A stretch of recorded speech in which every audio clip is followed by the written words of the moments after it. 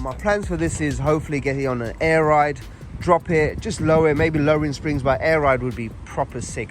Some deep dish wheels, sort the paint out. I don't know, we'll see. Definitely straight pipe it. This is a 4.2 litre V8. So as you can see guys, Mercedes ended up getting sold within a month of getting it. I only paid 2,100 for this Mercedes.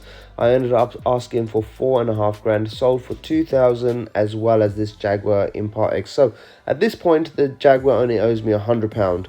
I did need some work doing on my Vauxhall Vivaro as well as a Nissan Juke. The car was sold, the Mercedes was sold to a mobile mechanic guy that normally comes around and do a couple of jobs on the vehicles when I need them doing. He's seen the car, he really wanted it. He asked me what do I want for it. Obviously I said 4.5. He said, will you take basically this Jag here as well as £2,000 cash? I said, yes, I will, but could you do some work on 2 of my vehicles as well? Just the labor, I'd pay for all the parts. And that's how the deal was done, guys. So I ended up getting £2,000 cash. Remember, Mercedes only owed me 2,100. I ended up getting this Jag Impart X, which technically only owes me £100. Plus, I got some work done on my Vauxhall Vivaro alternator. Video coming on that very soon, as well as the discs and pads on the Nissan Juke. So altogether, you know, I walked away with, you could say, 4.5 grand for the Mercedes.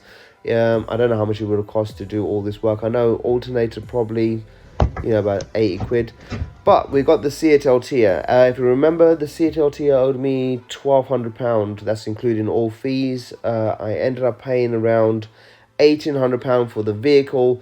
The work getting done, going to pick it up, taxing the vehicle. Everything was done for around £1,800. So at this point, the Jag owes me 100. This Seat Altea owes me 1,800, and I part X'd it for this here. Right guys, as you can see, this is what I got in Part X. I have always wanted one of these. This is a Yamaha Raptor 660R, and it's got a few little tasty bits on it, guys. I will do a proper video on it at some point, but this is road legal. It is, apparently it works fine, it does start, it does ride.